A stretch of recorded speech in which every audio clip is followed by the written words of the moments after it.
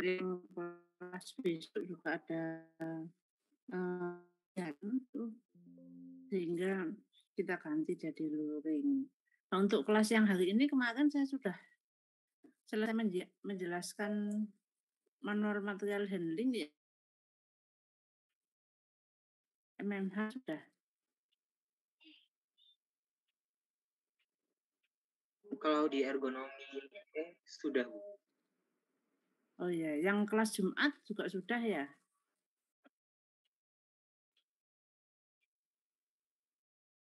Yang Jumat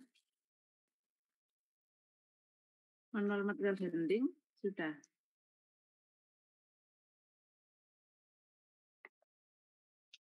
Yang Jumat ada di sini nggak sih? Kelas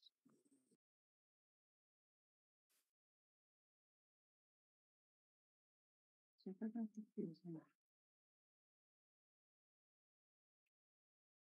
Oke.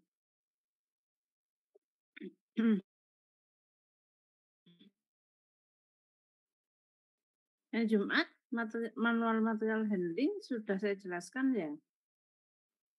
Sudah, Bu. Sudah, Bu, sepertinya. Ya. Ada. Berarti sudah betul.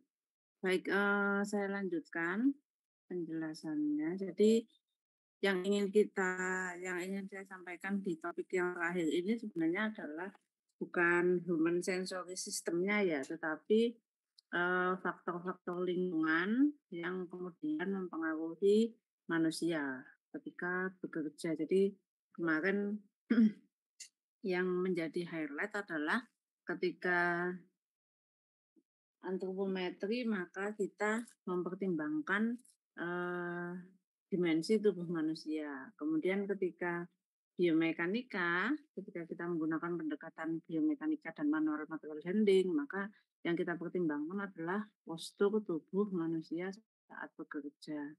Nah, kalau lingkungan kerja fisik, ya lingkungan kerja fisik itu maka yang dipertimbangkan adalah faktor-faktor eksternal ya, faktor lingkungan yang dia bisa mempengaruhi tubuh manusia. Nah, biasanya faktor lingkungan tersebut itu meliputi suhu, pencahayaan, kebisingan, dan yang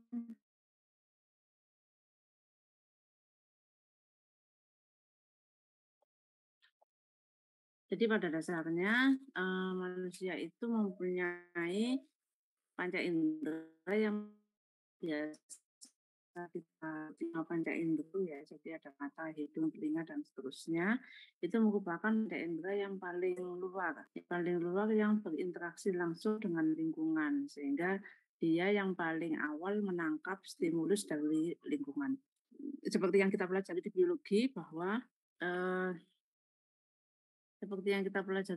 bahwa ketika kita mengevaluasi kita membicarakan tentang panca indera atau stimulus, maka stimulus yang ditangkap oleh panca indera itu kemudian akan dilanjutkan ke sistem saraf ya. Sistem saraf, kemudian saraf itu akan mengirimkan informasi tersebut ke otak dan otak akan memproses dan memberikan respon melalui motorik gitu. Nah, sehingga artinya bahwa kondisi-kondisi eksternal atau kondisi lingkungan kerja fisik itu akan mempengaruhi bagaimana kita merespon. Jadi contohnya sekarang misalnya kita merasa bahwa Malang ini sangat panas. Kita merasa bahwa di Malang ini sekarang sangat panas gitu. Nah, itu akan mempengaruhi bahwa biasanya saya bisa kerja atau bisa belajar itu 3-4 jam, tapi karena lebih panas saya jadi bisa bertahan 1-2 jam. Hal-hal seperti itu yang kemudian perlu kita ketahui ya, bahwa dengan adanya kondisi lingkungan kerja fisik itu ternyata bisa mempengaruhi produktivitasnya manusia. Nah, sekarang kita lihat dulu dari panca indera yang pertama yaitu mata. Jadi mata ini dia akan sangat dekat terhadap cahaya. Jadi cahaya atau pencahayaan itu merupakan salah satu stimulus yang mana dia ditangkap oleh mata. Nah, kita tahu bahwa cahaya itu merupakan gelombang elektromagnetik ya, dia punya panjang gelombang, punya tinggi gelombang gitu dan seterusnya. Jadi ada cahaya-cahaya yang kemudian boleh ditangkap oleh mata, tapi ada cahaya-cahaya yang dia tidak bisa ditangkap oleh mata. Jadi semakin panjang gelombangnya biasanya kita tidak disarankan untuk melihat cahaya tersebut karena memiliki resiko terhadap mata. Nah, kalau di tempat kerja mungkin kita akan menemui hal-hal seperti itu gitu ya. Jadi misalnya kita bekerja di laboratorium gitu ya, laboratorium yang dia punya menggunakan cahaya kalau kita X-ray itu ya di lab ya, radiologi, di lab radiologi. Nah, itu kan operator-operatornya itu selalu berinteraksi dengan alat-alat radiologi, yang mana alat-alat tersebut mengeluarkan cahaya dengan panjang gelombang yang sangat tinggi. Sehingga kalau dia terpapar cahaya tersebut secara terus-menerus, maka dia akan beresiko terhadap kesehatan mata. Begitu. Jadi hal itu yang perlu ternyata berarti preventifnya bagaimana? Misalnya desain ruangannya itu harus menggunakan apa gitu. Terus kemudian dari sisi alatnya apakah ada alat yang dia lebih aman atau tidak. Kalau alatnya tidak bisa diganti berarti dari sisi operatornya dia harus menggunakan kacamata yang jenis apa. Nah, itu menjadi pertimbangan gitu. Dan tadi itu terkait dengan pencahayaan. Nah, terus terkait dengan warna itu juga akan menjadi stimulus juga. Jadi selain pencahayaan, penggunaan warna itu juga menjadi salah satu stimulus yang ditangkap oleh mata. Biasanya kita akan memilih warna-warna itu sesuai dengan warna itu biasanya mempunyai makna tertentu. Nah, makna dari warna itu akan menjadi makna dari warna itu akan menjadi informasi yang ditangkap oleh akan dicerna oleh otak. Jadi kita tidak boleh sampai salah menggunakan warna.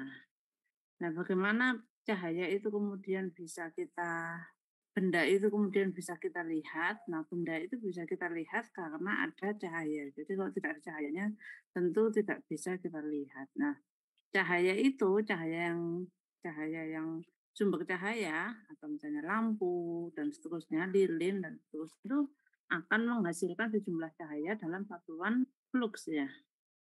Lux atau foot candles. Nah, ini alat ukurnya namanya lux meter. Ya. Ini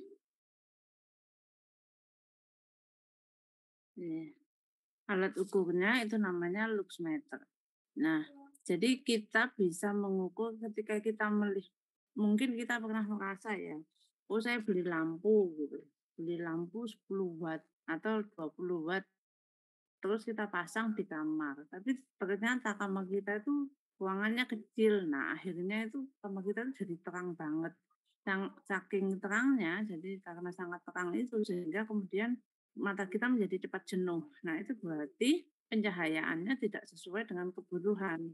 Dan sebenarnya kebutuhan kita itu tidak sampai 20 watt, tapi kita belinya terlalu banyak. Artinya jumlah intensitas cahaya yang jatuh ke benda itu terlalu besar. Gitu ya. Jadi, nah intensitas cahaya itu, kalau watt itu kan satuan listriknya ya, satuan elektronnya. Nah, kalau sebenarnya satuan cahayanya itu diukurnya dengan lux meter. Jadi kalau kita mengukur dengan lux meter, sebenarnya kita bisa lihat berapa lux kebutuhan dari kita, tergantung dari pekerjaan yang kita lakukan. Jadi kalau kita punya di pabrik, punya pekerjaan-pekerjaan yang teliti gitu, berarti dia butuh cahaya yang mengenai objeknya langsung. Jadi misalnya ada lampu mejanya itu langsung mengenai objeknya sehingga objeknya itu terlihat lebih jelas gitu. Seperti itu dan seterusnya. Jadi sejumlah cahaya yang keluar dari sumber cahaya itu adalah luminous intensity atau flux ya. Kemudian dia akan jatuh ke benda, sehingga itu disebut dengan illuminance. Jadi kalau dari sumber cahaya itu keluarnya 100%, maka yang jatuh ke benda nggak mungkin 100% ya. Jadi ke benda A, ke benda B itu pasti dia terbagi-bagi gitu. Nah, kemudian dari benda ini dia akan memantulkan cahaya ke mata kita. Nah, itu disebut dengan luminance. Kalau tadi illuminance, kalau yang masuk ke mata kita adalah luminance. Jadi karena pantulan itu, maka kita bisa melihat bendanya. Nah, kemudian ada ini yang disebut dengan reflectance. Jadi reflectance itu merupakan pembagian antara luminance terhadap illuminance. Gitu. Jadi ketika kita melihat sebuah objek, objeknya warnanya putih, lampunya terang, maka reflektance-nya tinggi. Jadi ketika tidak memang sesuai dengan saintifik bahwa benda-benda yang berwarna cerah atau putih itu dia akan mempunyai tingkat reflektance yang tinggi atau tingkat pantulan yang besar. Jadi kalau kita punya ruangan kecil, kemudian makanya banyak yang menyarankan, oh catnya cerah aja atau catnya putih aja. Nah itu tujuannya adalah supaya ruangannya tampak lebih luas. Gitu. Karena warna putihnya itu menimbulkan refleksi yang lebih besar. Tapi kalau misalnya kita butuhnya itu tidak terlalu cerah gitu ruangannya, maka jangan menggunakan warna yang putih gitu. Karena mungkin bisa menimbulkan silau dan seterusnya. Jadi pencahayaan ini bisa diatur ya, bisa diukur dan menjadi salah satu indikator yang bisa mempengaruhi kinerja dari operator. Nah, kemudian ketika kita melihat sebuah, kalau tadi kaitannya dengan cahaya, kalau ini kaitannya dengan informasi yang ditampilkan di sebuah media visual, gitu ya. Jadi kalau kita melihat papan informasi, kita melihat tulisan-tulisan yang ada di papan, di tombol-tombol, gitu ya, di dashboard dan seterusnya, itu biasanya pertimbangan besar kecilnya huruf itu dilihat dari visual angle.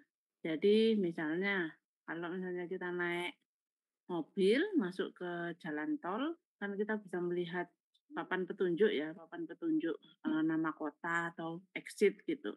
Nah itu besar kecilnya, standar besar kecil. Kenapa sih kok dia tingginya harus segitu gitu ya?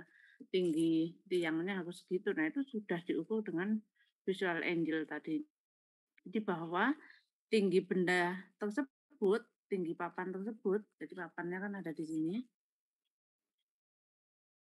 Tinggi papannya ini dia sudah diletakkan di sini karena dengan pertimbangan bahwa dia bisa dilihat dari jarak sekian kilo atau bisa dilihat dari jarak sekian meter. Gitu.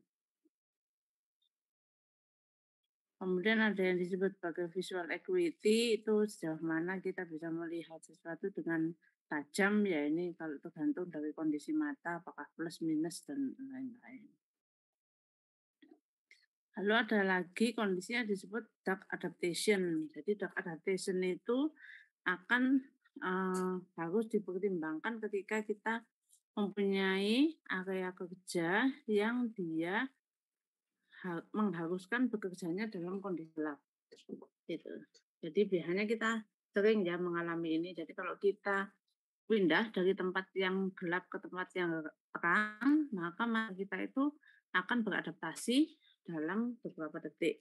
Tapi kita membutuhkan waktu yang lebih panjang, jadi 40 menit untuk beradaptasi dari kondisi yang terang ke kondisi yang gelap. Jadi mata kita itu kalau dari terang ke gelap, jadi kita mau tidur matiin lampu itu biasanya mata kita masih terang gitu ya, masih korneanya itu masih berakomodasi gitu. Makanya biasanya kalau kita tidur itu sebaiknya gelap ya gitu. Nah, ini bertujuan kalau misalnya kita berada di tempat-tempat yang operator yang punya workstation yang ini gelap seperti contohnya dashboardnya pesawat itu, maka kita harus merancang dashboard supaya bisa terbaca di tempat yang gelap gitu. Jadi matanya juga tidak berakomodasi yang terlalu besar. Gitu. Nah, kemudian ada yang disebut sebagai spatial frekuensi. Jadi spatial frekuensi itu ketika kita melihat sebuah objek, tadi yang pertama awal itu kita kan ketika kita melihat sebuah objek, maka itu akan dipengaruhi dari sudut ya. Sudut mata kita melihat, gitu. Sudut mata kita melihat. Nah, kalau misalnya spesial frekuensi itu adalah sejumlah siklus ya. Jadi sejumlah siklus dari sudut yang bentuk terhadap visual angle. Jadi kalau misalnya kita apa, melihat objeknya itu dari jadi kita melihat sebuah tapi kita melihatnya itu tidak dari depan, tapi dari samping, maka itu bisa jadi akan memberikan informasi yang berbeda. Itu sehingga kita perlu berhati-hati ketika kita merancang sebuah objek. Jadi contohnya seperti yang ini, yang nama toko ini. Jadi kalau dia dilihat dari apa itu namanya? Dari depan sebenarnya nama tokonya tidak ada yang salah, gitu ya. Tidak ada yang salah, itu nama tokonya. Tapi ketika kita lihat dari samping karena dia menggunakan font yang bisa jadi multitafsir, maka bisa jadi menimbulkan persepsi yang berbeda. Nah, itu namanya spesial frekuensi. Jadi ketika kita merancang sesuatu itu kita harus bisa memastikan bahwa orang ini mau melihat dari sisi mana gitu. Nah, ketika orang melihat dari sisi yang berbeda-beda, maka kita harus memastikan bahwa di setiap sisi tersebut itu setiap orang akan mendapatkan informasi yang sama. Jadi kok secara apa? Ukuran, dimensi, kontras itu sebenarnya sudah bagus, tapi dari sisi spesial frekuensinya ternyata kurang tepat. Gitu. Ini seperti yang kognitif dulu waktu di biologi itu bahwa ada top down sama bottom up. Jadi kalau bottom up itu ada stimulus, bottom up processing terjadi ketika kita pertama kali melihat sebuah objek atau kita pertama kali mendapat sebuah informasi yang mana kita belum punya knowledge atau pengetahuan terhadap informasi tersebut sebelumnya. Jadi nggak punya knowledge, nggak punya experience terhadap informasi tersebut sebelumnya. Sehingga respon kita bagaimana ya? Respon kita sesuai dengan logika atau sesuai dengan panca inderanya gitu. Jadi misalnya kita melihat cahaya yang sangat terang gitu ya. Kita belum pernah lihat, mata kita akan berkedip gitu, refleksnya itu akan berkedip. Tapi kalau misalnya kita sudah pernah, saya sudah pernah melihat cahaya yang seperti itu gitu. Berarti kita akan memberikan respon yang berbeda.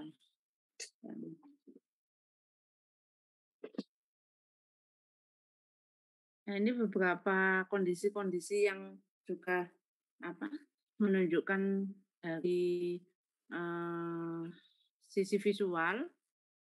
Pertama ada relative size, jadi biasanya kita melihat sebuah objek itu tampak tingginya sama, padahal sebenarnya aktualnya berbeda ya, karena dia dilihat dari jarak yang jauh gitu. Jadi seperti ini tinggi lampu sama tinggi gedungnya kan tampak sama. Padahal sebenarnya gedungnya lebih tinggi, jadi karena gedungnya jauh, jadinya dia terlihatnya lebih kecil. Atau kita melihat dua garis yang dia akan bertemu di satu titik, padahal sebenarnya tidak, gitu ya. Atau interposition, jadi ketika kita melihat sebuah objek yang dia overlap satu sama lain, padahal sebenarnya dia jaraknya berjauhan. Gitu.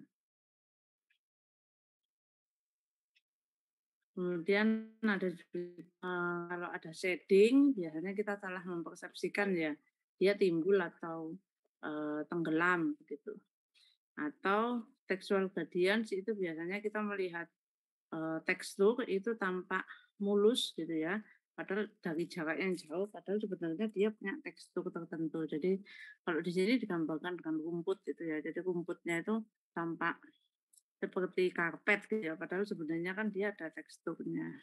Terus kita juga biasanya melihat kalau dari atas gitu naik pesawat itu kita melihat sebuah kota itu tampak hazy ya, hazy itu berkabut atau kotor tuh.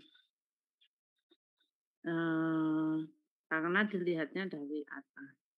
Kemudian ada motion parallax, itu biasanya kita melihat objek di luar.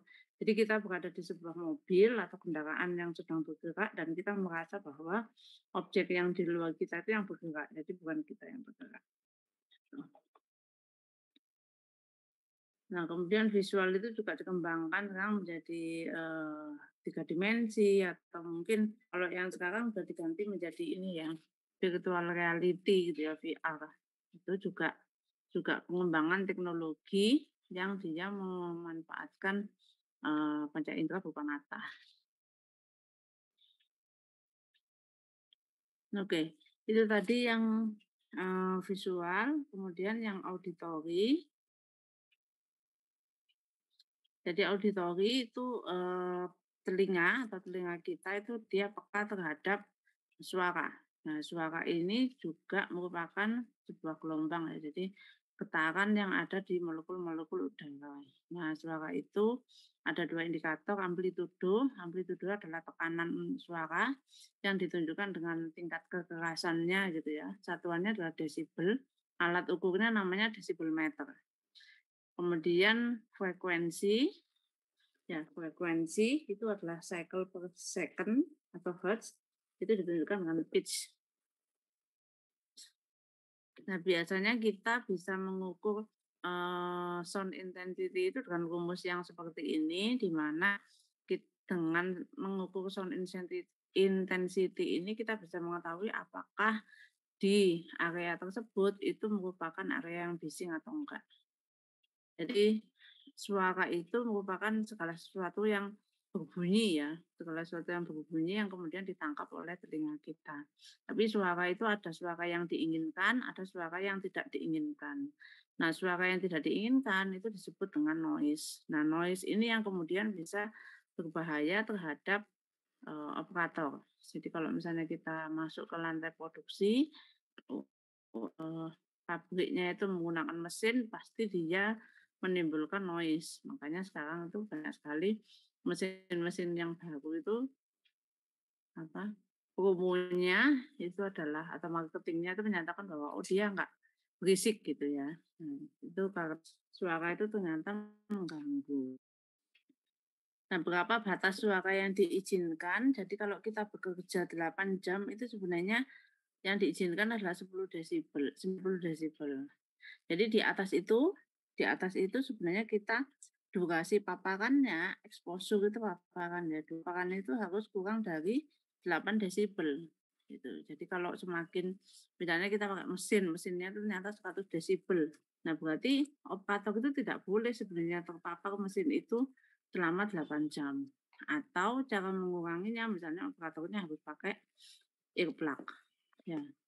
Nah, itu harus diukur di telinganya operator yang sebelum pakai earplug sama setelah pakai earplug itu intensitasnya berapa.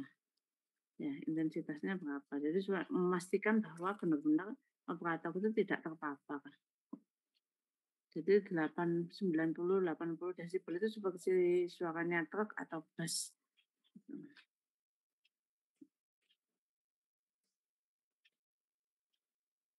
Ini saya skip. Nah, kemudian tadi kita sudah tahu apa itu noise. Nah, cara mengukur noise ya pakai desibel meter, kemudian dampaknya juga. Nah, ada satu hal yang kemudian digunakan yang dia juga berbasis noise yaitu alarm.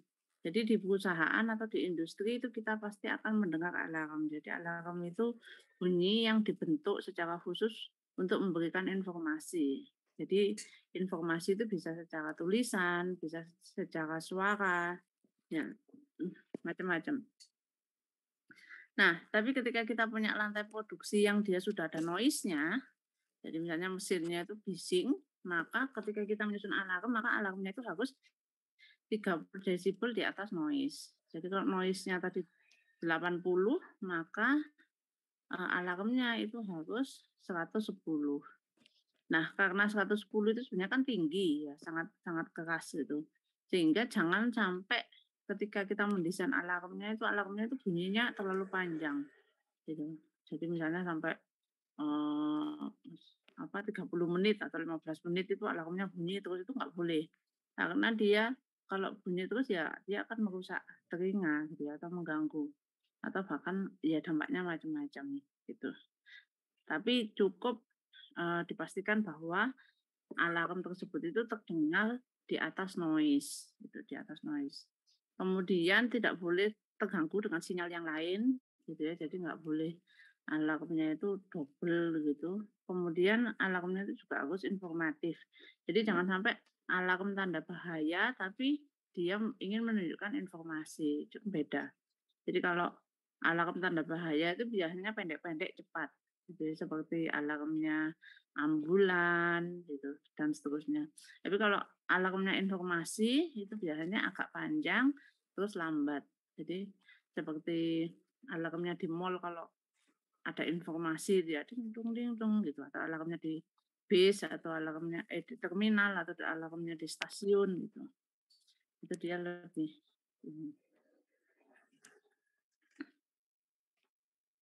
itu. Jadi itu desain alarm. Nah, biasanya kalau orang atau operator itu sudah terlalu sering mendengarkan alarm, yang kemudian ternyata alarm itu maksudnya beda-beda, itu bisa muncul yang namanya grey wolf syndrome. Jadi grey wolf syndrome itu karena operator gagal merespon alarm disebabkan karena dia itu kesalahan karena kesalahan alarm yang dia dengarkan di sebelumnya. Jadi misalnya alarm tanda bahaya tapi alarm tanda bahaya tapi ternyata itu alarmnya informasi gitu ya, atau alarmnya itu tanda bahaya tapi ternyata tidak terjadi bahaya gitu. Nah itu namanya grey wolf syndrome.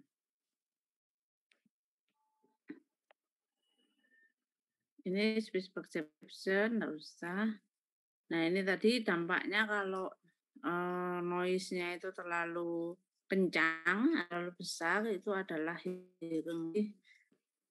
gangguan pendengaran yang disebabkan karena paparan dari noise. Jadi yang paling rendah itu bisa loss of sensitivity. Loss of sensitivity ya berarti kita masih bisa dengar, cuman harus keras gitu suaranya. Jadi tidak bisa mendengar suara yang pelan-pelan, yang desibelnya kecil. Terus yang kedua adalah temporary threshold shift. Jadi kehilangan pendengaran tetapi sementara. Gitu. Jadi misalnya kita habis mendengarkan suaranya itu sudah hilang, terus kita berdengung telinganya. Ya, telinganya berdengung. Gitu. Atau misalnya tiba-tiba itu kita tidak bisa mendengar sesuatu dalam beberapa menit gitu. Itu loss of hearing yang temporary.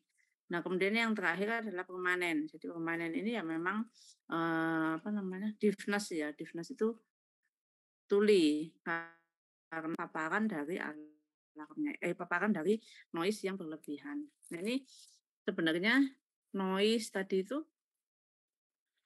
merupakan salah satu penyakit akibat kerja. Ya, termasuk salah satu penyakit akibat kerja karena paparannya terjadi di tempat kerja, kemudian orangnya juga terkenanya di tempat kerja. Tetapi masalahnya adalah biasanya gangguan pendengaran ini terjadinya setelah operator itu pensiun gitu. Nah, sehingga kemudian tidak di-cover lagi sama perusahaan. Jadi artinya sebenarnya ketika di tempat kerja itu perusahaan harus benar-benar mengevaluasi lingkungan kerja fisik ini. Jangan sampai lingkungan kerja fisik ini di kemudian hari itu menyebabkan gangguan kesehatan terhadap operator gitu ya. Jadi tindakan preventifnya harus dilakukan. Gitu. Jadi bagaimana cara meremediasinya? Jadi meredam noise tadi itu pastikan bahwa kalau ada sinyal atau alarm itu lebih tinggi dari noise. Kemudian paparan noise-nya itu juga harus diperhatikan. Jadi harus selalu diukur dengan desibel meter. Apakah dia lebih dari 80 desibel atau kurang dari 80 gitu. Kemudian kita harus menggunakan peralatan yang dia sudah ada peredam suaranya gitu ya. Ini. Jadi beli mesin yang dia sudah ada peredamnya. Jadi mesinnya supaya tidak terlalu berisik. Kalau misalnya itu masih terjadi, bisa kita ruangannya. Jadi ruangannya yang menggunakan absorbing material.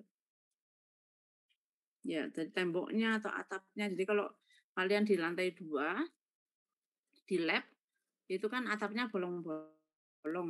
Kalau yang sekarang nggak tahu ya bolong-bolong apa enggak.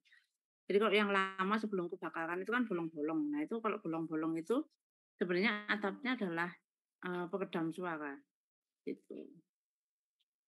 Kemudian kalau dari sisi orangnya atau usianya ya berarti menggunakan ear protection. Apakah dia ear plug ataukah ear muff. Ear plug itu yang kecil, kalau ear muff itu yang seperti headphone ya. Jadi kapan menggunakan ear muff ya ketika noise-nya sangat tinggi. Gitu. Pastinya yang bisa diredam dari ear plug sama ear muff berbeda. Oke, yang terakhir adalah vestibular system.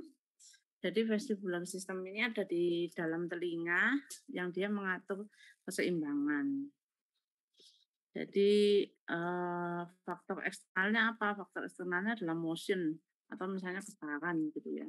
Jadi biasanya kita kalau berada di sebuah tempat, kemudian tempatnya itu berpindah-pindah, nah itu kita biasanya mengalami mabuk laut ya, mabuk laut atau mabuk darat. Nah itu contoh dari adanya gangguan vestibular. Gitu.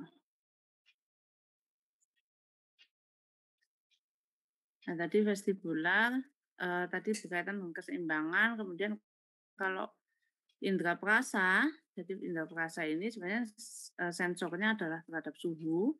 Nah suhu ini juga sebenarnya ada standarnya ya, jadi kalau suhu kalian bisa membaca standarnya ini di Permenaker, ya Peraturan Menteri Tenaga Kerja nomor 5 tahun 2018. Jadi di sana ada faktor-faktor bahaya apa namanya?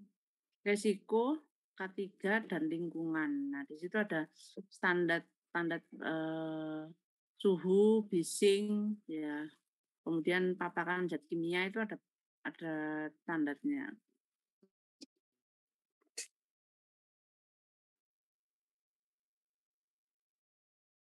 Oke, sampai sini ada pertanyaan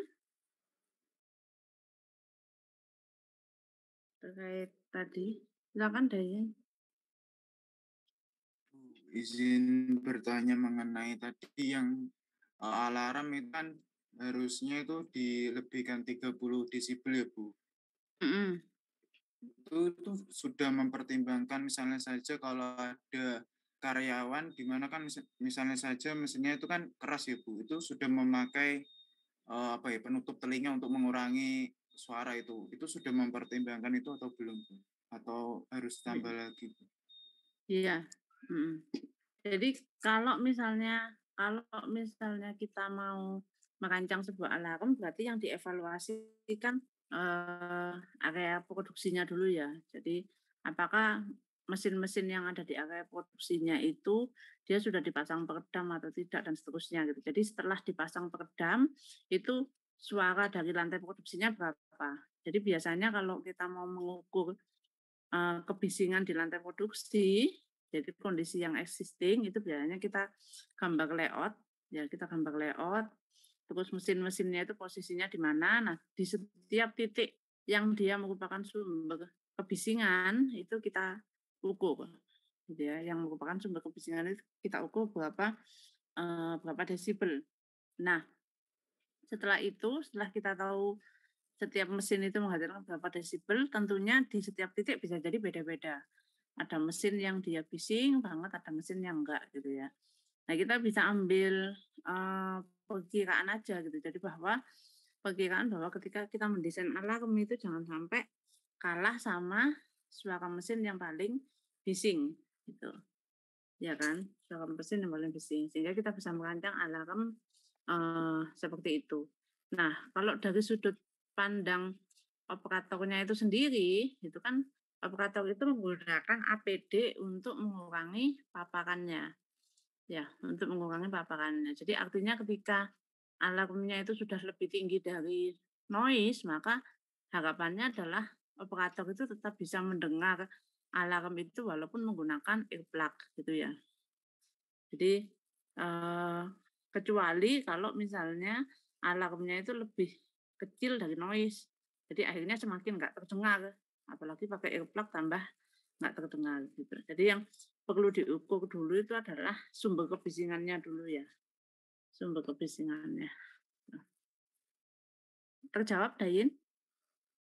Baik, Bu. Terima kasih, Bu. Oke, yang lain? Ada pertanyaan? Kalau belum, ya, saya bagikan tugasnya. Jadi ada satu tugas yang perlu dikerjakan. Sudah terlihat ya? Untuk setiap kelas, jadi silakan membentuk kelompok masing-masing, maksimal 4 orang.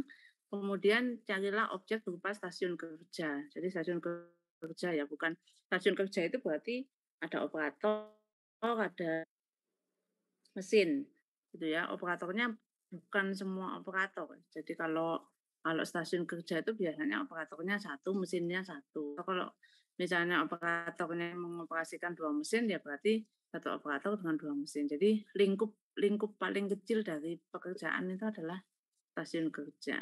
Nah, kemudian kalian bisa ceritakan dulu di laporannya itu stasiun kerjanya itu di mana, kemudian apa itu namanya, dikasih foto dan seterusnya. Nah, dari hasilnya itu ini kunjungan ke lapangan ya. Jadi dari hasilnya itu maka kalian mengevaluasi stasiun kerja itu dari 4 hal. Jadi yang pertama dimensi tubuh operator. Jadi silakan mengevaluasi ya stasiun kerja tersebut apakah sesuai dengan antropometri manusianya atau tidak gitu. Jadi kan pas biasanya di stasiun kerja itu misalnya ada meja, ada apa gitu ya. Nah, itu dievaluasi itu apakah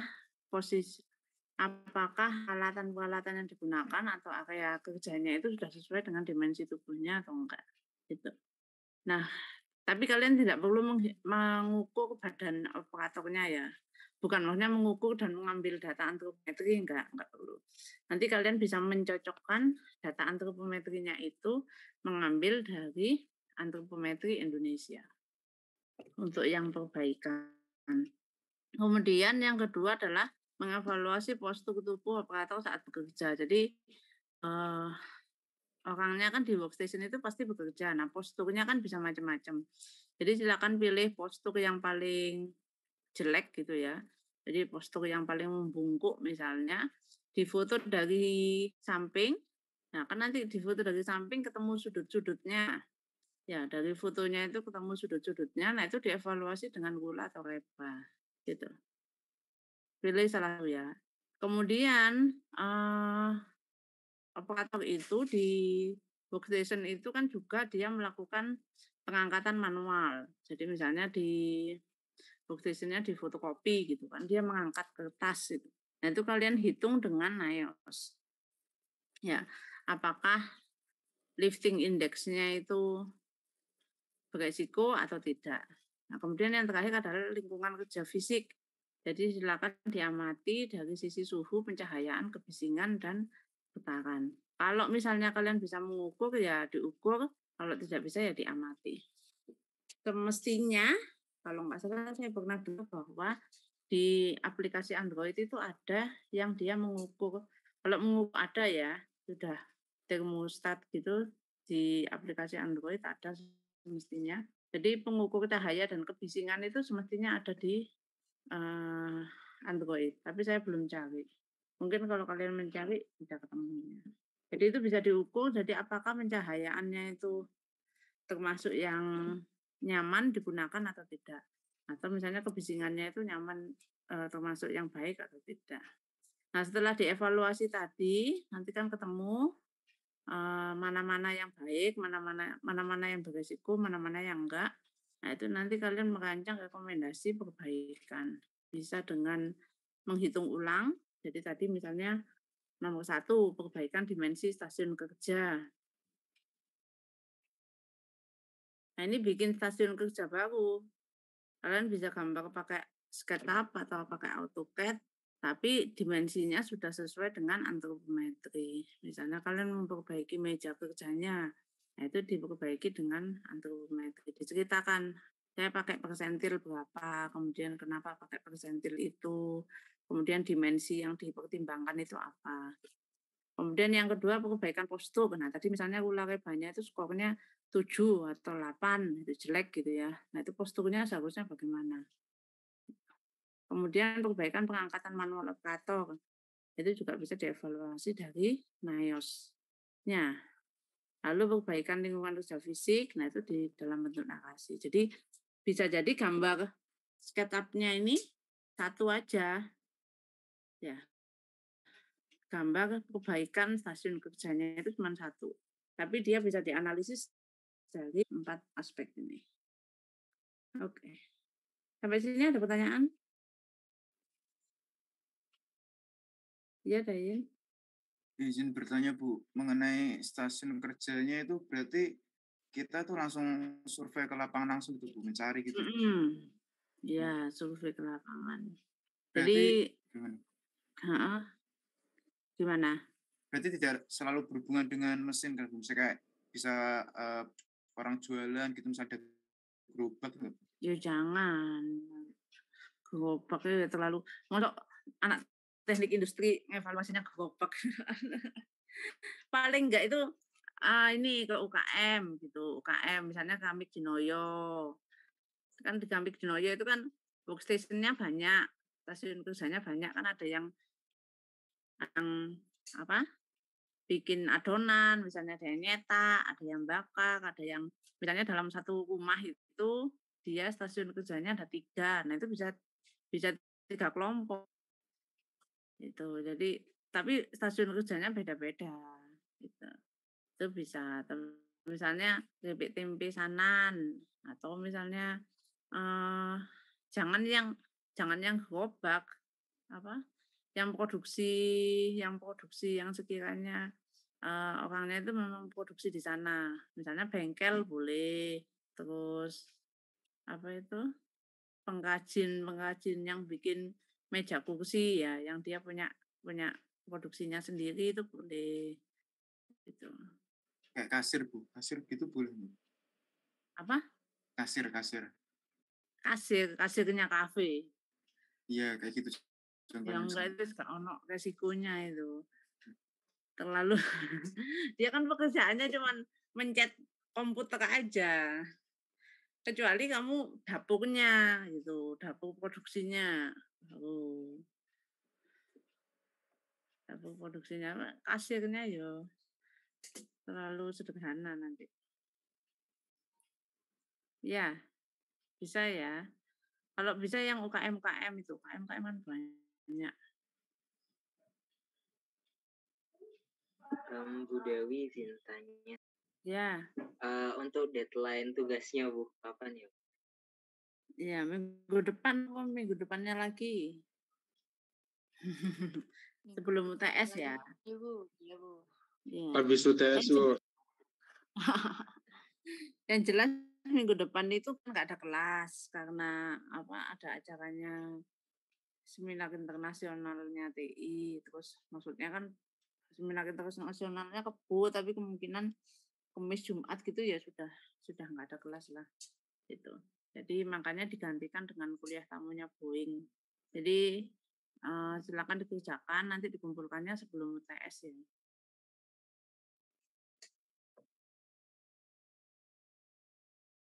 Ada pertanyaan lagi?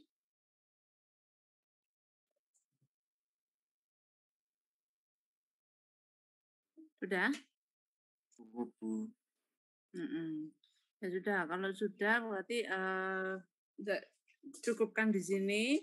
Insya Allah nanti UTS-nya ya sampai yang saya jelaskan terakhir itu. Terus jangan lupa tugasnya dikerjakan, jangan mepet-mepet kerjakannya ya. Jadi nilainya ya tergantung hasil yang dikerjakan. Oke, terima kasih semuanya. Saya akhiri. Wassalamualaikum warahmatullahi wabarakatuh. Selamat malam. Waalaikumsalam. Waalaikumsalam warahmatullahi Terima kasih, wabarakatuh. Bu. Terima kasih, Bu. Terima kasih, Selamat malam, terima kasih Bu. Terima kasih, Bu.